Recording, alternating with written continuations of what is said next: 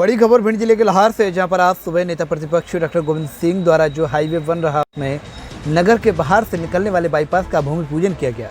और प्रेस और मीडिया पर जारी करवा दिया, जिसको लेकर आज अपने निज निवास पर पहुंचे प्रदेश कार्य समिति सदस्य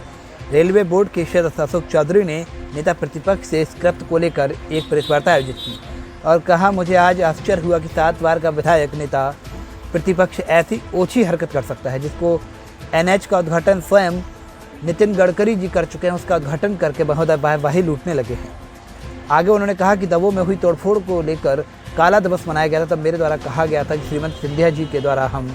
दबोल लाहौर में होना के लिए बाईपास मंजूरी करवाएंगे, लेकिन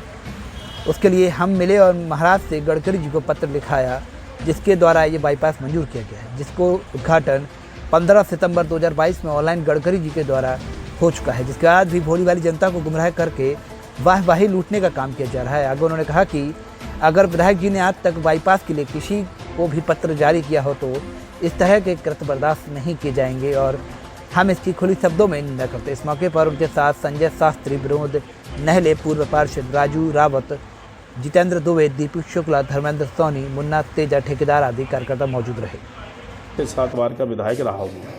वो इतनी हल्की, इतनी ओछी राजनीति करता है, इतनी झूठी और फरेब की राजनीति करता है, ये जान के बड़ा अफसोस होता है, बहुत बड़ा आश्चर्य होता है। पिछले समय दबों में तोड़फोड़ कराई इन्होंने, सभी लोग ये जानते हैं कि इनकी राजनीति का ट्रेंड क्या है, कैसे लोगों को धमकाते हैं, कैसे लोगों को डराते हैं और डरा धमका के ये वोट अभी तक लेते रहे हैं। उसी श्रृंखला में इन्होंने दबों को तोड़वाया जब ये मंत्री थे। दबों टूटने के बाद सरकार गिरी, सरकार गिरने के बाद हम लोगों का, भारतीय जनता पार्टी के लोगों का एक कार्यक्रम हुआ वहाँ, और उस कार्यक्रम में ये तय हुआ कि इनको जो जिनके घर टूटे हैं उनको कैसे फिर से बसाया जाए, कैसे उनकी मदद की जाए। तो एक डेलीगेशन हम लोगों का इसके बाद केंद्रीय मंत्री आदरणीय महाराज सिंधिया साहब से मिला और वहाँ हम लोगों ने अपनी बात रखी, उन्होंने हम लोगों की बात सुनी और फिर उन्होंने जो है गडकरी जी को एक पत्र लिखा उसी के बाद, और गडकरी जी ने ये बाईपास को मंजूर किया। बाईपास मंजूर हो जाने के बाद ये देखिए, आप ये पत्र भी है गडकरी जी का, सिंधिया जी का पत्र है गडकरी को। इसके बाद सारे अखबारों ने भी उसको छापा है, कंटिन्यू सारी चीज़ें आई हैं और इस सब के बावजूद भी झूठी बाई लेने का वो काम कर रहे हैं। कोई मतलब ही नहीं है। जिसका उद्घाटन, जिस कार्यक्रम का पूजन हमारे केंद्रीय मंत्री आदरणीय नितिन गडकरी जी वर्चुअल कर चुके हैं वहाँ से, ग्वालियर से, उसमें सभी हमारे और नरेंद्र सिंह जी, आदरणीय नरेंद्र सिंह जी, मुख्यमंत्री जी, सिंधिया जी, सभी लोग मौजूद थे। और उसका फिर अपने आप में एक प्रोपेगेंडा करके गोपनीय तरीके से अपने लोगों को बुला के और भूमि पूजन कर देना कि रोड का हम ये कर रहे हैं, उनका इसमें कोई रोल ही नहीं है। ये रोड भारतीय जनता पार्टी की सरकार ने मंजूर किया है बाईपास को, इसका प्रूफ है हमारे पास ये। और मंजूर करने के बाद उसका जो है कायदे में उसका जब कार्यक्रम हुआ ग्वालियर में, तब तक वो कुछ नहीं बोले। वो ये बताएं, अपने आप की इतने साल की उनकी राजनीति है, वो एक भी पत्र ऐसा बता दें कोई कि बाईपास बनाने के लिए उन्होंने किसी को पत्र लिखा, केंद्र सरकार को लिखा,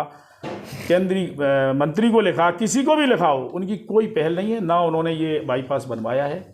अब इस बाईपास को बनने का सब कुछ हो जाने के बाद, पैसा आ जाने के बाद, अब वो बाई लूटने के लिए एक फर्जी राजनीति कर रहे हैं। मैं इस बात की कड़े शब्दों में उनकी निंदा करता हूँ और उनको इस बात से कि चुनौती भी देता हूँ कि यदि उन्होंने कोई लाहौर में विकास किया हो तो बताएं और बैठ के हम लोगों से चर्चा कर लें। भारतीय जनता पार्टी के किसी भी व्यक्ति के साथ बैठ के बहस कर लें, 30 साल में लाहौर का क्या विकास हुआ है, कि कितना विनाश हुआ है, ये आप लोगों के सामने हम रखना चाहते हैं। इस वीडियो को लाइक करें, हमारे चैनल को सब्सक्राइब करें, बेल आइकन जरूर प्रेस करें हमारी न्यू वीडियो सबसे पहले देखने के लिए।